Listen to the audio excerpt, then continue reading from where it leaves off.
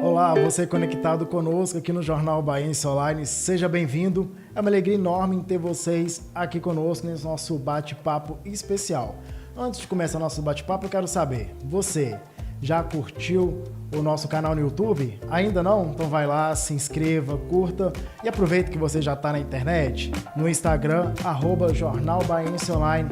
Comece a nos seguir, fique por dentro de tudo que acontece em Ubá e região. Também tem o nosso site www.jornalbaenseonline.com.br. E o nosso bate-papo de hoje é especial. Nós temos a honra de receber o Cláudio Ponciano, ex-vereador da cidade de Ubá, já foi secretário municipal de saúde, tem uma história enorme para poder contar aqui pra gente. E seja bem-vindo, Cláudio, aos nossos estúdios.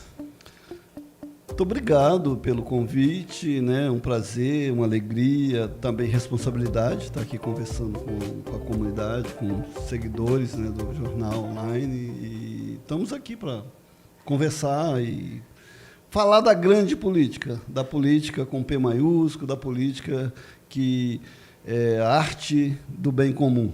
E para a gente poder começar o nosso bate-papo, queria que você se apresentasse para quem está nos assistindo. Quem que é o Cláudio Ponciano? Então, eu sou um operário gráfico, né? Fui formado no patronato, né? Eu fui aluno do patronato, depois virei profissional gráfico, depois fui instrutor na gráfica por um período, depois, num período, nos anos 90, eu deixei a gráfica e fui ser missionário, né? Fui numa missão no mundo do trabalho, da Igreja Católica no mundo do trabalho, e percorri o Minas, depois o Sudeste, organizando núcleos e trabalhando um pouco essa questão da organização dos trabalhadores. Sou casado com a Ângela, né? Sou filho da Nina, lá da Vila Casal, todo mundo conhece a minha mãe. Fui, durante um tempo, então, conforme você falou, organizando aqui os movimentos sociais, movimentos populares. Sou pai da Rafa, né, que você conhece, do Cláudio Júnior. Cláudio Júnior está em Juiz de Fora, é DJ lá também, trabalha na parte cultural. E aqui em Ubá tem um longo trabalho. Trabalhei no Sindicato dos Produtores Rurais por um tempo aqui, com o doutor Antônio. Militei na saúde, a partir da comunidade, o Conselho Municipal de Saúde. A gente foi conselhos, conferências, fui ouvidor de saúde aqui por um tempo, que é um cargo ligado a ouvir a comunidade para a saúde. E depois acabei me profissionalizando na saúde, né? Secretário em Ubá, fui para Eugenópolis. Durante a Covid-19 trabalhei em Eugenópolis. Fui para Guidoval, né? Estou em Guidoval agora também lá colaborando, contribuindo na área da saúde. E a vida, eu acho que é um pouco essa, né? Muito envolvido com as lutas sociais, com esse trabalho popular, e também a saúde também vem me acompanhando. A saúde veio tomando conta da sua vida. Vem tomando conta da minha vida. A gente vai pontuar daqui a pouquinho também, né, essa parte do Cláudio como secretário municipal de saúde aqui na cidade de Ubá, agora em Guidoval e Eugenópolis. Mas primeiro a gente tem que fazer uma linha do tempo, né? Vamos falar sobre a sua carreira política. Você mencionou essa missão na Igreja Católica, né? Você também teve participação na FEMAC, na Reciclau. Foi aí que começou a sua vida política, a gente pode afirmar? Então, a política, ela vem como uma continuidade da profissão de fé mesmo, podemos chamar assim, né? Eu comecei aqui com a irmã Marisa Costa, uma freira do Colégio Sagrado Coração de Maria. Ela organizava núcleos nas comunidades, núcleos de trabalhadores, de operários, de cristãos, e esses núcleos formavam pessoas com 3 ou 4 compromissos, podemos chamar. O compromisso da igreja, da comunidade, de trabalhar nas comunidades, nos movimentos eclesiais. O compromisso de trabalhar no bairro, porque é o bairro onde tem a escola, a saúde, o ônibus, aquilo que é necessidade da classe operária. de atuar no sindicato da sua categoria, porque é importante que lá o trabalho é central na vida de todo mundo, né? E é lá no sindicato que se discute as questões do trabalho, as condições de trabalho, o salário, a aposentadoria. Então, cada pessoa deveria participar do seu sindicato. E depois disso, a política vem como consequência, porque você acaba descobrindo que todas essas coisas dependem da política.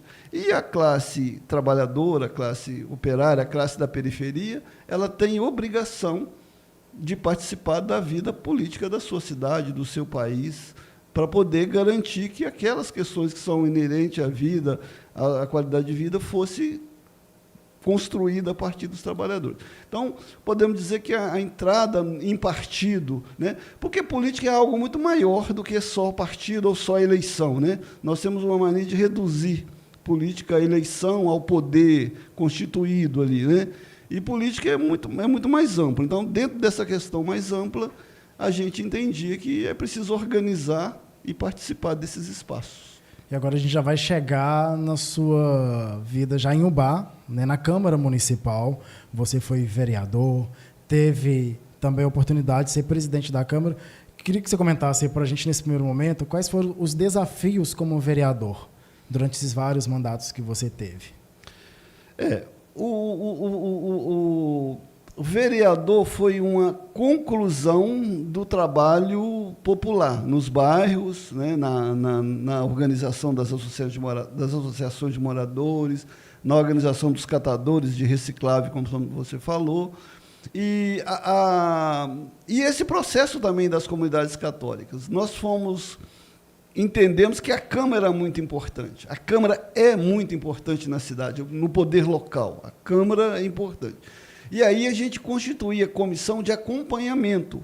Todas as reuniões a gente estava lá. A Câmara era aqui na Galeria dos Viajantes, aqui no centro, perto do Bradesco ali na época, e a gente estava lá toda segunda-feira na reunião, ou toda reunião extraordinária, tinha um grupo que acompanhava. E a partir daí entendemos que era necessário ter candidatos ligados aos movimentos. E aí eu fui candidato 4 vezes, em 2 eu elegi. E nessas 2, a primeira, então, foi de 2005 a 2008, e a segunda de 2009 a 2011, que aí em 2011 eu saí para a Câmara, para secretário de Saúde.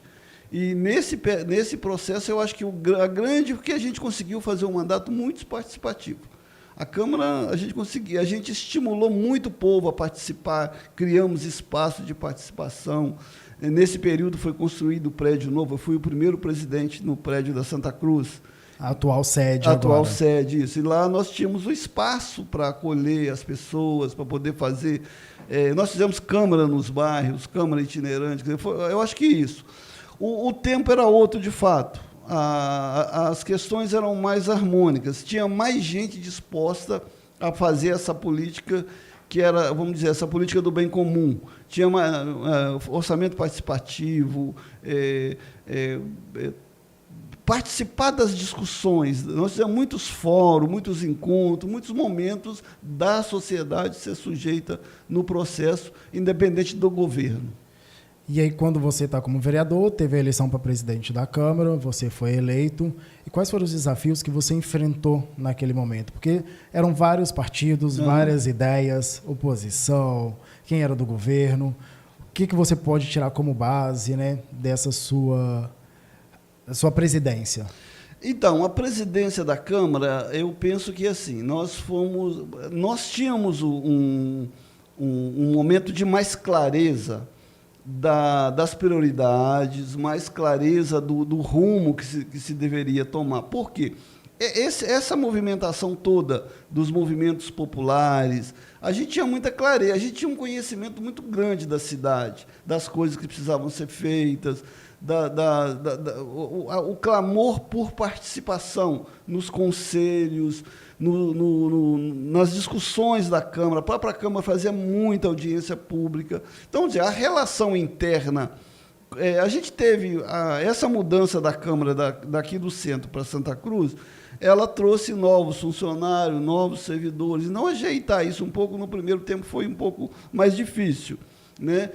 Nós éramos 10 vereadores só, mas era muito harmônico. A gente tinha divergência, mas era um outro tempo.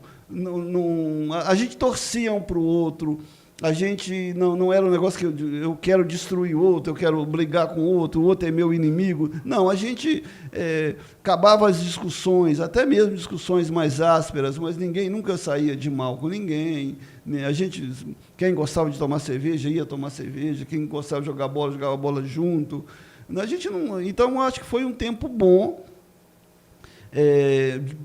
Eu digo, o mundo era outro, o mundo mudou muito de 2009 para cá, né? Parece um pouco tempo, mas foi uma mudança profunda, principalmente na política e nas relações.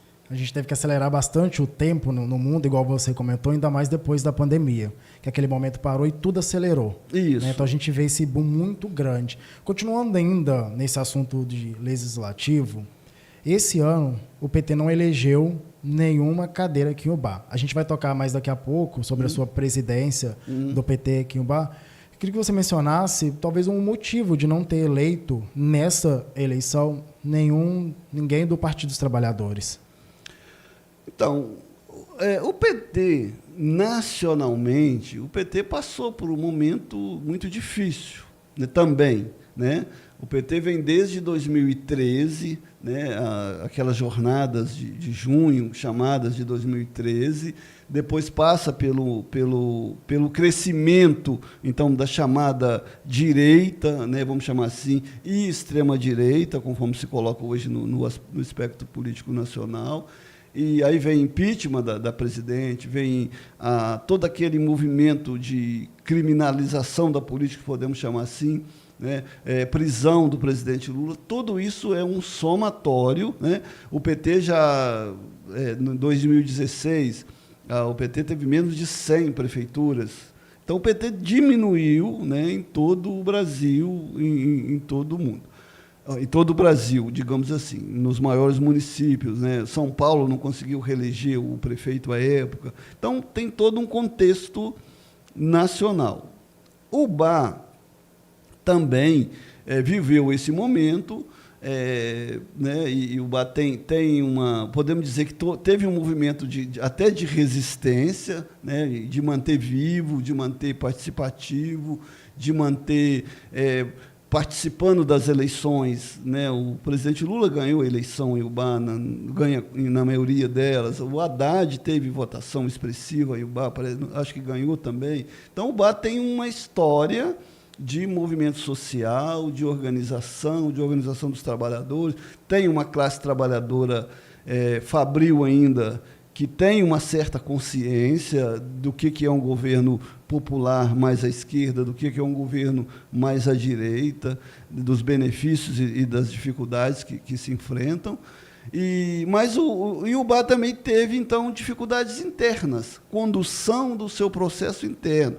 Parece que o partido ficou muito olhando para dentro, olhando para si, não teve capacidade de articular as pessoas que estavam dentro do partido. Pois nós tivemos uma debandada, muita desfiliação na véspera da eleição, em função de processos não bem conduzidos, de processos que não deram os resultados expressivos. Então, esse processo todo levou a companheiros perder a confiança. Porque o candidato a vereador, ele quer estar onde ele tem mais chance de eleger. Como o PT não demonstrou que era o espaço onde ele teria mais chance, viabilidade das suas campanhas majoritárias, todo esse processo levou as pessoas. E se você não tem um número de candidatos adequado e de pessoas que têm voto, você tem dificuldade de...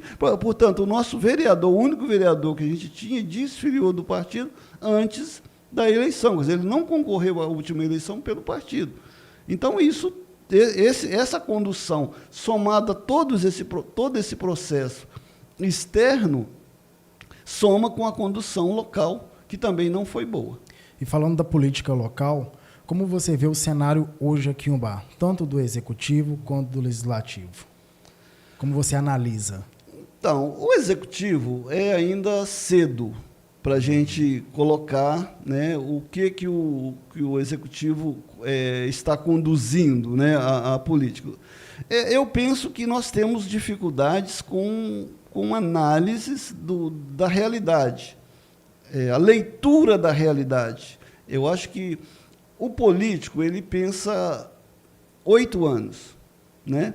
O prefeito, o executivo, ele entra na prefeitura com uma ideia de 8 anos. É os 4 mais a reeleição, né? E o projeto é esse, um projeto para 8 anos. Então, ele começa a fazer aplicar esse projeto, e tem que ser rápido, porque hoje tudo é muito rápido. E aí não tem muito tempo de dialogar com a sociedade, não tem muito tempo de conversar com a sociedade, e tem o risco das análises simplistas, superficiais demais, né? Então, eu acho que isso é um pouco o que acontece.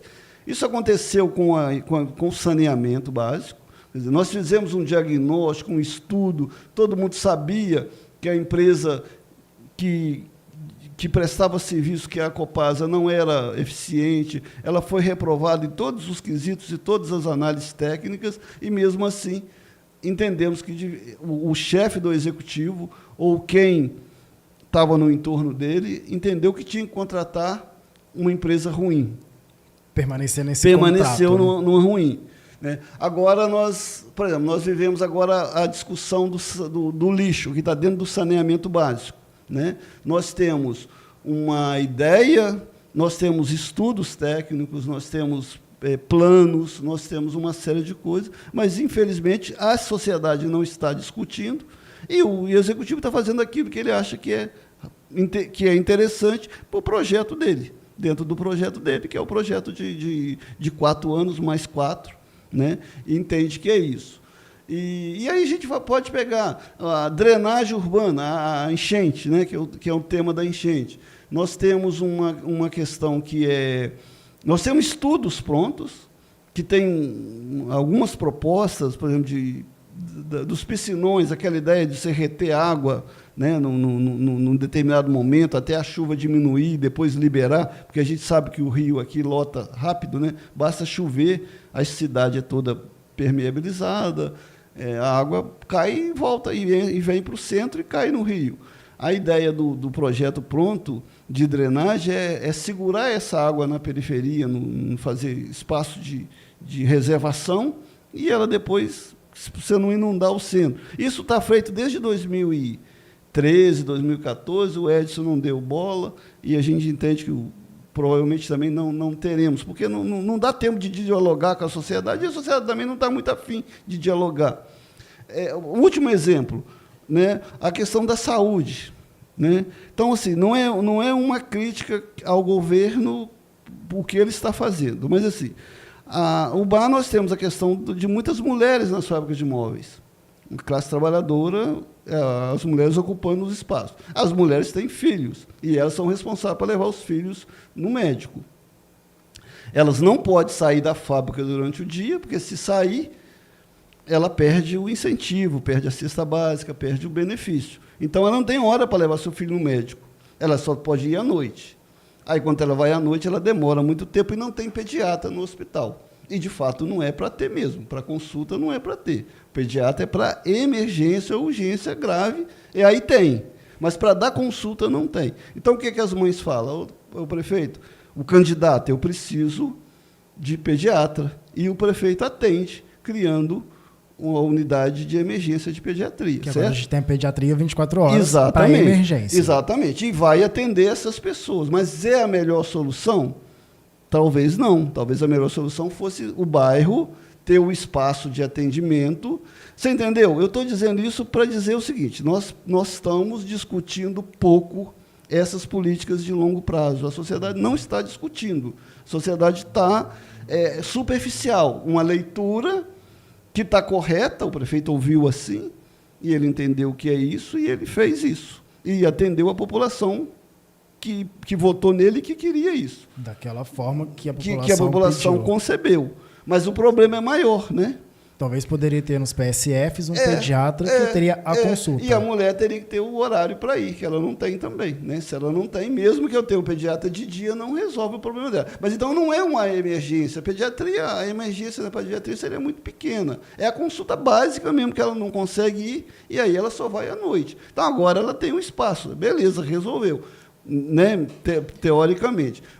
Então o que eu estou tentando dizer assim, analisar a política local, a gente precisa de fazer com mais elementos e aprofundar um pouco mais a discussão, pensando na proposta da cidade, pensando na política maior. E o Legislativo da mesma forma. O Legislativo também, a gente tem tido dificuldades. O Legislativo tem aprovado projetos que não é da competência dele. Uhum. Né? O Legislativo, o primeiro projeto que o Legislativo aprovou, autorizando o prefeito a fazer intervir na Copasa.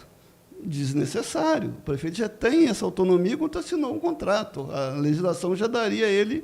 né? Contrato. Quebrar contrato é problema. Quebrar contrato tem indenização, tem uma série de propostas. E esse contrato foi assinado na administração passada. Foi. Mas, então, o contrato, você administra ele e você tem um processo, um rito, para poder chegar no quebrar. Mas a Câmara autorizou o que era desnecessário. Depois a Câmara vota uma autorização para fechar os mercados no fim de semana, né, no domingo, para não abrir. Não é uma atribuição também do município. O município tem a atribuição de dar o alvará de funcionamento. E aí ele pode até fixar o horário de funcionamento. Mas quem determina horário de trabalho é a legislação federal. E aí teria que ser a partir de norma federal, né? E agora a última de proibir receber lixo de outra cidade no município. Então, 3 exemplos que foram muito bem claros, mas que coloca que não está. Nós não estamos conversando, né? Não estamos discutindo as questões, não estamos aprofundando as questões. Nós estamos fazendo, talvez é o tempo mesmo, né? O tempo que nós vivemos tem que ser tudo muito rápido. E esse tudo muito rápido não dá tempo de discutir, não posso perder tempo conversando. Mas política é conversa, é diálogo, é estudo. Parece que nós falamos essa frase no início. Não é simples, né? Não é muito simples. A gente estava conversando nos bastidores, como funciona, o coeficiente. Não é simples. Não é simples. Pegando esse gancho no saneamento básico, Copasa, o Cláudio também é escritor. Ele escreveu um livro, Saneamento Básico em Ubá, uma análise aprofundada sobre os bastidores da contratação da Copasa em Ubá. Vou mostrar aqui para vocês esse livro aqui. Queria que você comentasse para a gente, Cláudio, sobre esse livro. Como surgiu a ideia de escrever esse livro? O que retrata esse livro aqui sobre a Copasa? Então, esse livro era a tentativa de dialogar com a população sobre... Porque esse tema sempre mobilizou a população, mas mobilizou sempre numa perspectiva errada também. É o custo da tarifa. Esse é o tema que sempre pautou a sociedade. Eu não quero pagar, eu não posso pagar. Eu acompanho isso desde 1997. Em 1997, o prefeito Narciso Michele tentou renovar um contrato com a Copasa da água e entregar o esgoto. De 97 a 2012, 2013, por aí, 11 vezes a Câmara rejeitou essa proposta porque ela não tinha consistência. E entregava a Copasa para ela continuar fazendo mais do mesmo. Então, a Câmara... e aí a gente tentou colocar no livro, isso. Havia uma polêmica, o que fazer? Municipalizar, manter municipalizado, fazer licitação ou entregar para a Copasa. E a gente trabalhou isso, então, o que seria cada uma dessas possibilidades que teria a ver. E por que deu errado durante muito tempo? Porque a gente trabalhou isso também, porque não tinha plano e não segue o rito de participação, de conselho, de conferência, de assembleias. Se faz plano, não segue o plano, às vezes paga caro para fazer um estudo, para fazer um plano e não segue. Então, o livro tentou trabalhar isso. O que era... nós vivemos uma crise muito grande de falta d'água, 2015, 2016, chamada crise hídrica, né? E a gente coloca ela, porque a situação de produção de água em Ubá é viável, não é? A água, de onde tinha que vir a água para atender Ubá? O livro é isso. E a gente trabalhou muito a partir das reflexões, dos estudos, dos projetos de leis, das justificativas. Então, quem for ler vai conhecer um pouco isso. E sempre a conclusão é que, na maioria das vezes, não é a Copasa o problema, não é o prestador de serviço, é quem gerencia o prestador de serviço que não faz o seu papel. E isso desde 40 anos atrás. Desde o professor De Filippo, que governou 89 a 92, que ele fez um plano diretor da cidade. E de lá para cá, a gente vem não ouvindo essas observações e fazendo algo superficialmente, com análises superficiais. E a população vem reclamando sobre essa questão da taxa de esgoto, que paga a taxa, mas ainda o esgoto não está sendo tratado. Certo. No livro também você fala sobre essa questão? Então, o livro também trabalha isso, sim, porque a Copasa mudou a regra agora, né? Durante muito tempo se discutiu que... Não, durante muito tempo não se discutiu, aplicou essa máxima. Eu pago a metade do valor da água, que seja 50% do valor da água, até eu ter 100% do esgoto tratado. E o Ministério Público e todos os órgãos tinham esse entendimento, né? Que eu não podia cobrar por uma coisa que não era prestado, né? Só que, de 2020 para cá, houve uma reviravolta na legislação. Houve um novo marco regulatório. Esse novo marco regulatório, ele entendeu que o Estado brasileiro não tinha recursos públicos para universalizar o saneamento até 2030, que é a proposta, que tem que universalizar, ter 100% de água tratada e 90%, 90 e poucos por cento de esgoto tratado no Brasil, ou principalmente nos maiores municípios. E aí houve uma inversão. Entendeu-se que quem não tem esgoto tratado tem que antecipar o financiamento, tem que pagar mais para ter. E quem tem passou a ganhar o desconto, que é o caso de Belo Horizonte. Quem tem esgoto tratado pagava 100%, recuou para 70%. E quem não tem esgoto tratado tinha 50% sobre o valor da água, passou para 70%, quer dizer, para antecipar o recurso para fazer. E aí o entendimento é que discutir a questão do saneamento a partir do pagamento é muito simples e é fazer o que o povo quer ouvir. Eu entendo que é preciso pagar, é preciso ter justiça, por exemplo, quem tem tarifa social, quem tem o CAD único, tem desconto na tarifa social. Isso nós brigamos muito nos anos 90, e os anos 90 a Copasa não admitia nem conversar isso, né? Agora, eu quero o rio Ubá tratado.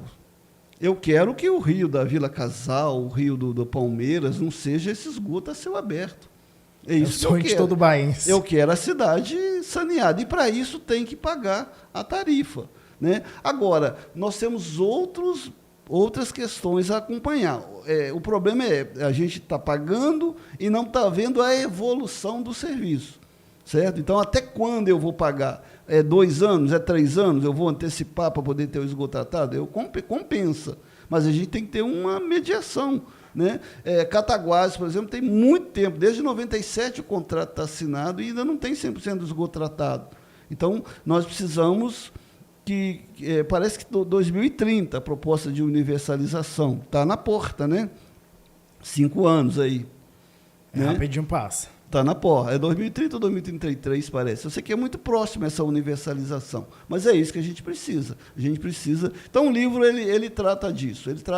E ele não trata só de água e esgoto. Ele trata de água, esgoto, lixo, drenagem urbana e controle de vetores, as doenças das arboviroses, dengue, que tem a ver com a Copasa também. A Copasa é a maior criadora de Aedes aegypti de Ubá, porque ela não fornece água em tempo real, as pessoas armazenam de forma irregular e vira criador de mosquito, e o Ubá é campeão de dengue, de chikungunya, de zika.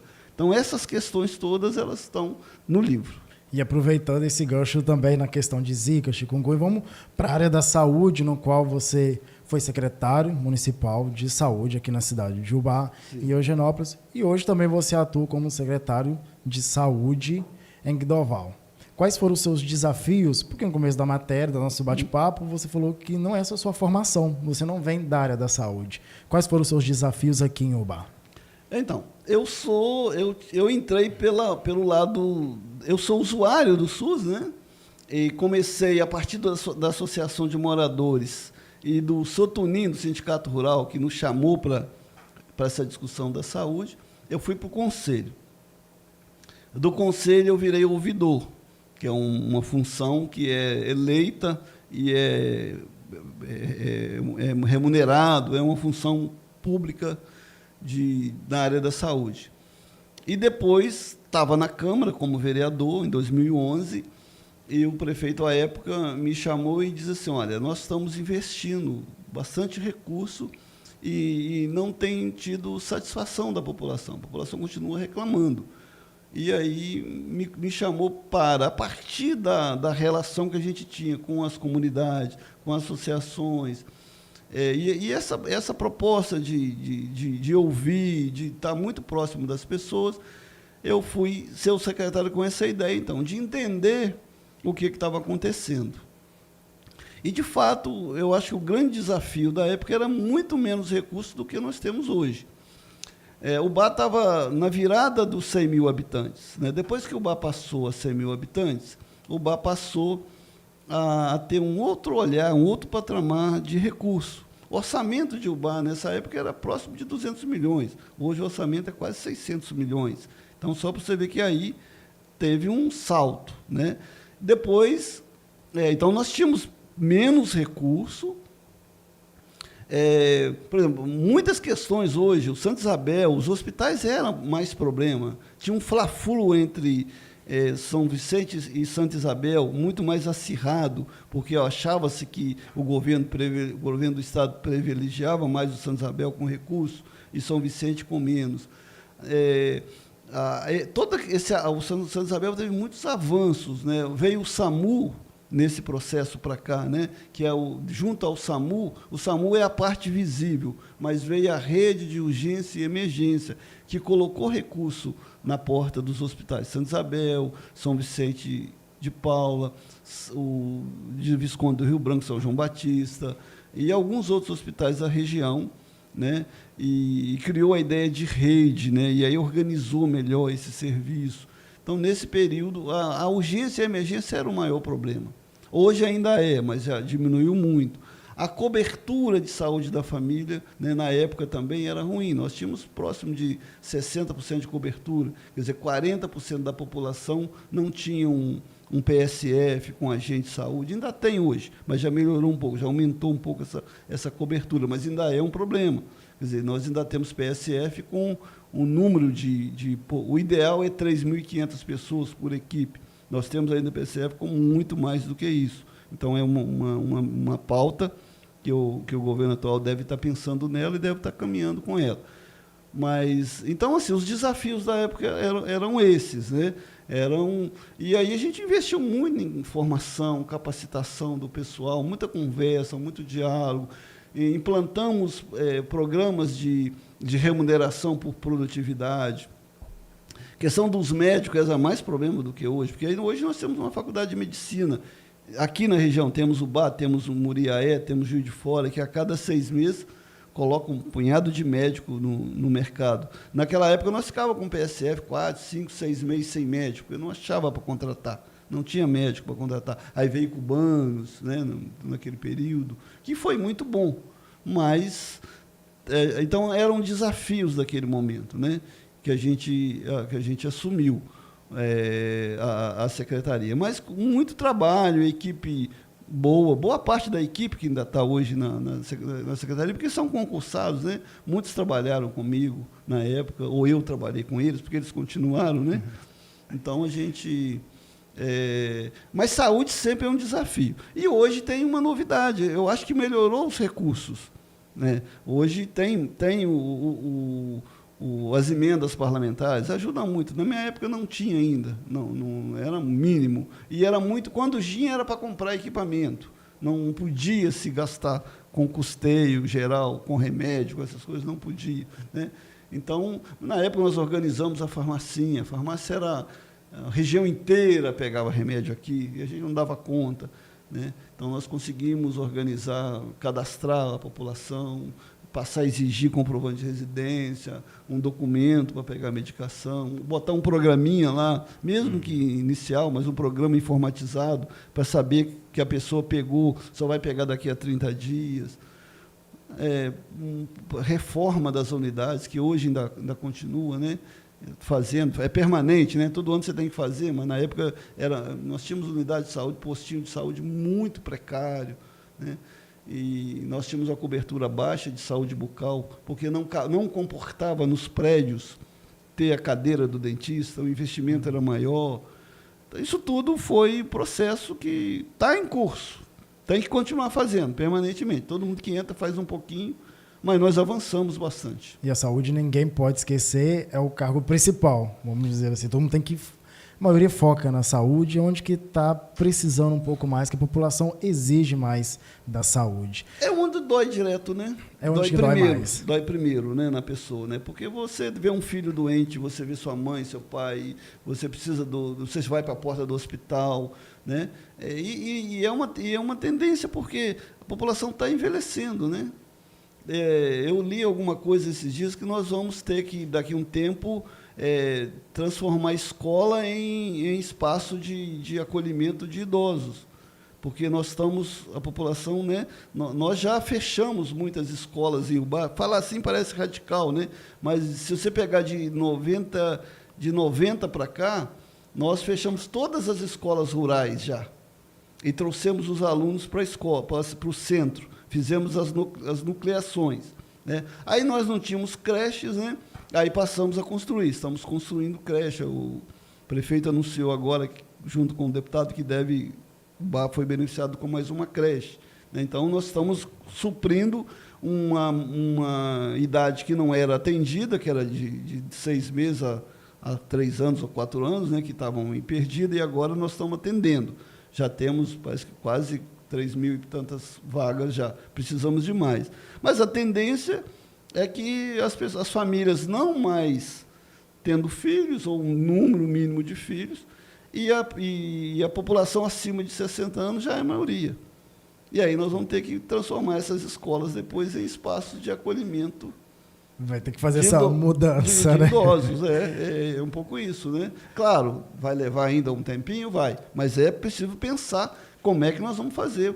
Então, a saúde, ela vai sempre demandar, porque, né, o jovem não tem tanta necessidade, com exceção hoje das causas externas, acidente de moto, violência, é um problema, mas tirando disso, o jovem procura serviço de saúde. Mas é a partir, né, de uma certa idade que você começa a ter a necessidade de estar todo dia no posto de saúde. Então, essa população está aumentando, e aí nós vamos ter que pensar como é que nós vamos fazer para atendê-la.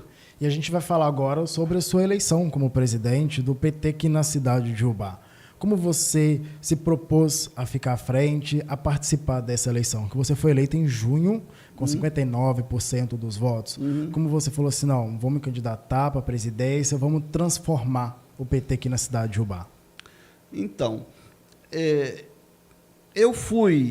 estava vereador em 2011, saí para a saúde, fui muito provocado para continuar vereador, né? Em 2016 fui muito tentado candidato a vereador, né? Eu não candidatei. Depois veio 20, né? Candidato a vereador, eu não candidatei. Depois veio 24, né? Então não candidatei. Por quê? Eu tinha um propósito também que não iria ficar perpetuando o mandato, não ia fazer de vereança uma profissão. Não era essa a proposta. Eu não me orgulharia nunca de ter 6 mandatos, 10 mandatos de vereador, de deputado, conforme a maioria. Poxa, né? Não. Eu sempre entendi que política é serviço, poder é serviço, e você tem que deixar o espaço para outros, né? Para novas lideranças, para formar novas lideranças. Então, eu entendi que não iria mais candidatar, E ao ir trabalhar fora, eu fui trabalhar em Eugenópolis depois, né, em 2018, 19, 20. Na pandemia eu estava em 19, depois voltei para Guidoval. Então não dava muito tempo, realmente, de participar. Então me afastei. Não desfiliei do PT, mas me afastei. Nesse momento agora, nesse período agora, eu fui convidado por algumas pessoas, né, a Kelly, que estava trabalhando para ser candidata, a Kelly Silva, que está no PT, diretora da UENG, né? Um abraço aí a toda a militância que está ouvindo a gente, aí está assistindo. Ela estava com uma chapa e tinha uns companheiros, então, com uma chapa. Então, eles me convidaram para conduzir e tentar fazer uma unificação do partido. Por quê? O partido, o PT, ele de fato ele é dividido em tendências, em grupos. Nacionalmente ele tem essa questão. E não tem problema, é estatutário, é permitido essa proposta, essa forma de organizar. E em Ubá, a gente estava com uma dificuldade de dialogar, sabe? Os grupos de dialogar, né? E então a gente reconheceu que existe a dificuldade. Você só corrige um problema quando você reconhece que tem um problema. Tem um problema, você reconhece ele.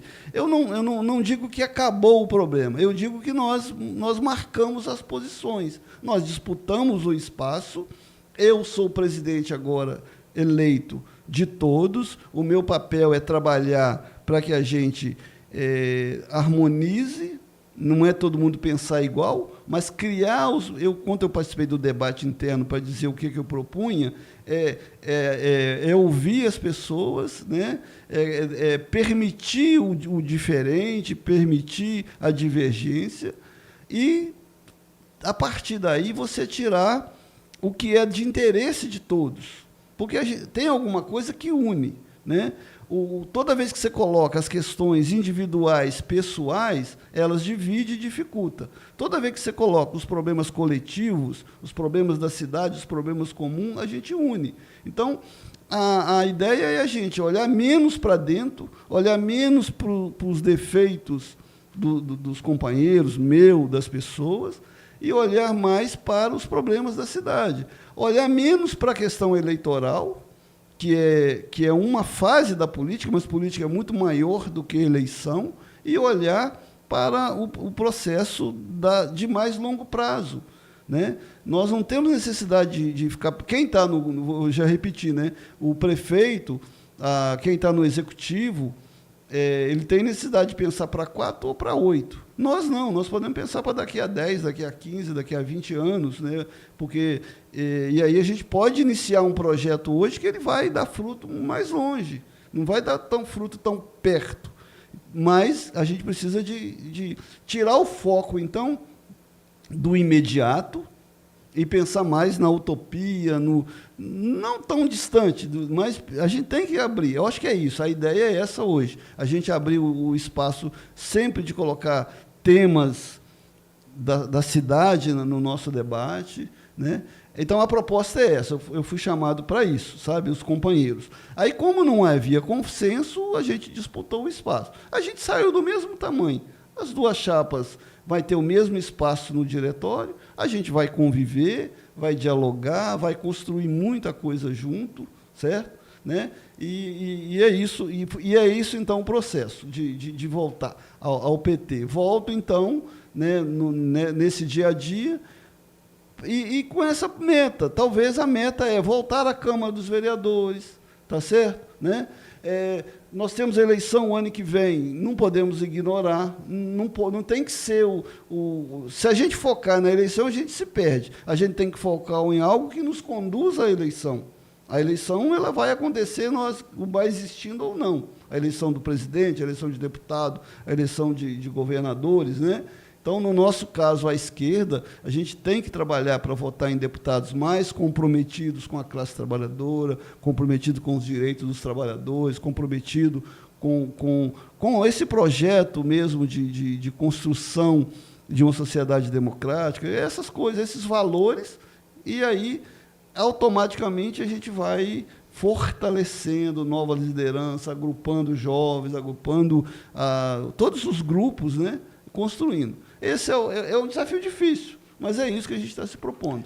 Falando em deputado, né, em emenda parlamentar, recentemente a gente teve deputado aqui do PT, o Reginaldo, trazendo verba para o UBA. Como você analisa, mesmo o PT não tendo nenhuma cadeira aqui no UBA, essas verbas sendo destinadas para a cidade, para esse contato, né, que precisa ter esse contato, essa aproximação com os deputados? Então, eu acho que isso é uma questão que, assim, o PT, às vezes, ele é muito condenado, não tanto pelos seus erros, mas pelos seus valores, pelas suas qualidades. Essa é uma qualidade talvez do governo Lula, né, do governo do presidente Lula, quer dizer assim, olha, eu não vou mandar dinheiro porque o prefeito lá não é do meu lado, eu não vou mandar dinheiro porque não vota em mim. Não, o dinheiro é público, é do povo, e a população de Ubá tem direito a ter uma policlínica de qualidade, a população de Ubá tem direito de ter moradia digna, a população de Ubá, né, no caso da educação superior, a população de Ubá não pode... Né? E o prefeito, independente do quem ele vota ou quem não vota, né? E o Reginaldo também então, assim, o Reginaldo já tem um vínculo com a cidade de Ubá, né? O Reginaldo é da região, né? Tem base, tem trabalho na região, e eu acho que é isso. Então, tanto o Reginaldo como outros deputados, que outros deputados devem colocar recursos. Igual eu disse, as emendas, elas têm problema, não precisa de eu explicar aqui agora, porque elas têm problema com o Supremo Tribunal, com as formas, com a corrupção, né, com as emendas PIX, com as emendas que não têm lastro, mas uma emenda também é fundamental para garantir que chegue recurso nas periferias do Brasil.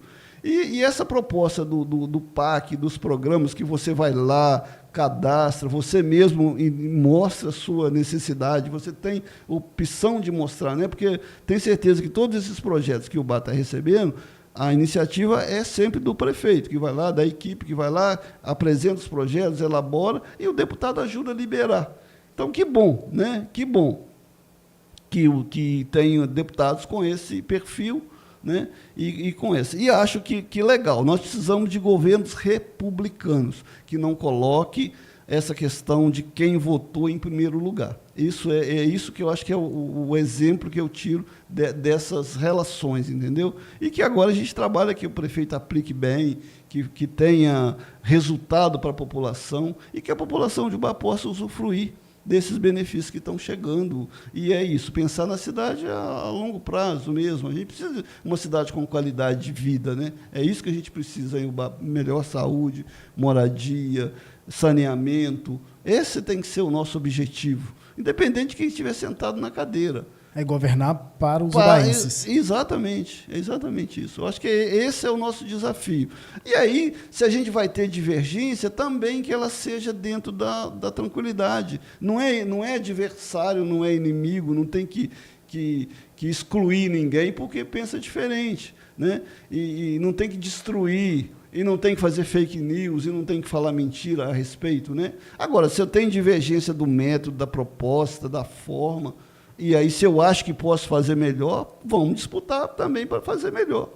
Não é verdade? E aí é isso. Fazendo. Mas dentro eu acho que o presidente Lula sempre fala isso, pensa isso. A gente está chegando ao nosso final, Cláudio, mas antes, tem um comentário aqui do Marco Silva. Ele fala o seguinte: eu sou de outro estado, radicado desde 2007. Acompanho o Pociano desde então. O Ubá perde em não tê-lo como administrador. Quando alguém fala dessa forma, né, que reconhece o seu trabalho, como você se sente? De ter deixado um legado, de ter deixado algo que as pessoas lembrem positivamente de você. Ué, muito obrigado. Marcos, né? Isso, Marcos Silva. Muito obrigado, Marcos, pela sua observação, né? Eu acho que mais compromisso, né? E saber que a gente está no caminho certo, né? Eu acho que ajuda. Quantas pessoas... A crítica também não tem problema, ela é bem-vinda, porque faz a gente pensar no que a gente está fazendo, mas um reconhecimento nos dá mais responsabilidade e dá parâmetros para a gente dizer: o caminho é esse mesmo, não tem que fazer diferente, não tem que que não precisa né, de gritar, de xingar, de falar ninguém. É fazer o seu trabalho no dia a dia. E a gente pensa que ninguém está vendo, né? Mas as pessoas têm sempre alguém olhando. Ainda mais hoje em dia que as redes sociais estão aí, então não tem como esconder. Isso, as pessoas estão vendo. E, de uma maneira ou de outra, a gente está participando, né? Quando a gente... Porque o que eu disse, o BAR, nós precisamos de uma sociedade civil mais ativa. Eu tenho falado com um cidadão que vocês conhecem também, vou citar o nome, ele não me autorizou, mas o Soloreiro, de vez em quando ele me liga, ou ele me manda uma mensagem, ele publica os textos todo dia, e é uma pessoa que tem dito assim, nós temos uma ausência da sociedade civil. Nós tínhamos um movimento comunitário de bairro, a FEMAC, muito ativa, muito participativa, que dentro desse contexto todo de polarização, de imediatismo, desfacelou o movimento, diminuiu muito, as pessoas não querem. Também, hoje, com a rede social, com essa tecnologia à mão, talvez não sei se precisa realmente de um movimento, de uma reunião formal, né? As pessoas não querem isso. As pessoas participam muito hoje na rede social, dá o palpite, fala, denuncia, né? Mas a gente precisava de uma sociedade civil mais organizada. Nós já tivemos mais isso. Os grupos, os clubes de serviço, as associações de bairro, os sindicatos, os clubes de mães, sabe, espaços onde... o sindicato rural, que eu sou Antônio, na época que tinha uma efervescência ali, reunia, lotava o sindicato com 100 produtores rurais, para discutir as questões do produtor, questão do leite, da saúde, todas as questões da cidade, né? Então, hoje, falta muito isso, falta a gente organizar. Então, eu penso que, mesmo não estando em espaço público de governo, a gente tem um compromisso. Pena que tem pouco tempo, eu gostaria de ter mais tempo, porque eu vou trabalhar em Guidoval 6 horas da manhã e volto 6 horas da tarde. Então, o tempo é muito pequeno. Mas a gente precisa de organizar a sociedade civil. Espero que até lá, que o partido do qual eu estou presidente eleito agora, que a gente possa ser esse espaço para agregar a sociedade, as pessoas que quiserem, sem compromisso de filiação, mas para discutir os assuntos mais profundamente, entendeu? Sair dessa superficialidade e aprofundar um pouco mais em nome da cidade. Projeto de longo prazo. Só fazer o último registro aqui também. O Aldeir Ferraz fala: o desafio de construir um mundo justo e solidário começando daqui. Então, esse é o desafio, né, de construir esse mundo mais justo, mais solidário, onde que todo mundo veja o lado do outro, não o lado de si. Papa Francisco, né, foi o grande profeta, né, dessa proposta, né? Ele fez 2 encíclicas, né? Uma Laudato Si, que trabalhou a questão do ambiente, mas também trabalhou essa questão da amizade social, né? das relações, né? E depois Fratelli Tutti, outra encíclica do Papa, que ele também chama essa necessidade. Quer dizer, nós precisamos de sair dessa polarização que não produz nada, é estéril, né? Que você discute poder, cargo, esses métodos, né, ultrapassados, e a gente precisa de conversar sobre os problemas concretos da cidade. Conversar para formular esses caminhos, né, que a gente precisa seguir. E para dar força para quem está no governo, e para a gente pensar a cidade, independente dessa questão imediata, né? Então, é isso, uma sociedade fraterna, solidária, voltando à situação da população, né? Idosa, violência. Isso não vai resolver por Brasília, né? A solução não virá de Brasília, e o poder público, sem a sociedade, o governo, tem muita dificuldade também, né? A gente tem visto as soluções para o combate à violência, para a droga, né? A gente viu agora essas ameaças de facções, né? Como é que a gente tem que fazer para se organizar para sair disso, né? Para não cair nisso, para não ficar refém? Quer dizer, é outra forma de vida. Nós vamos pensar outra forma de vida, de convivência, de solidariedade, as igrejas, né? A gente tem que pensar alguma coisa. Não tem uma resposta também, não. Mas esses são os nossos problemas. Os problemas humanos, os problemas... todo mundo tomando muito remédio porque não consegue dormir, todo mundo correndo demais, né? Sai para o trabalho, aquela correria. Aí nós temos uma proposta de diminuir a jornada do trabalho, né? Diminuir, trabalhar menos para ter qualidade de vida. Aí acidenta, aí bate de moto, e esse desespero todo. Será que é isso mesmo, né? O nosso futuro? Fica uma pergunta, né, para cada um, né? Cláudio, a gente vai finalizando o nosso bate-papo de hoje. Quero agradecer a sua presença aqui no Jornal Baense Online. As portas estão abertas. Eu queria que você deixasse a sua mensagem final para quem está nos assistindo. Então, primeiro, agradecer, né, o Baense Online pela oportunidade, parabenizá-los aqui pelo estúdio, pela beleza, pela praticidade aqui do espaço, né, que... Assim, os investimentos, né, de ter um lugar agradável, bacana, né, e também ser esse espaço, né, esse trabalho que vocês estão fazendo de ser essa voz, né, para a sociedade, trazer aqui as pessoas para dar oportunidade. Então, agradeço mesmo a oportunidade, né. Eu acho que a mensagem, é essa mesmo, nós estamos numa... Alguém fala que não é uma era de mudança, mas nós somos numa mudança de era. Nós somos num mundo totalmente novo, né? Um mundo assim, que a gente não sabe o que vai acontecer daqui a uns dias ou daqui a uns meses, e a gente está... tudo que era sólido, né? Está tudo líquido, né? Está tudo sem firmeza, né? A gente não sabe para onde vai, para onde pegar, para onde segurar, em quem acreditar, né? A gente não conversa mais com o vizinho, não conversa com as pessoas, não dialoga. É um mal que todos nós, né? Todos nós, eu, você, todos nós estamos impactados por essa realidade, né? Pouco tempo. Então, é isso. É simples, né? Mas é desafiador a gente viver nesse momento, viver nesse mundo. Mas estamos aí para viver. Então, esse eu acho que é o desafio do partido, da igreja, da associação, de todo mundo, criar novas relações para a gente avançar.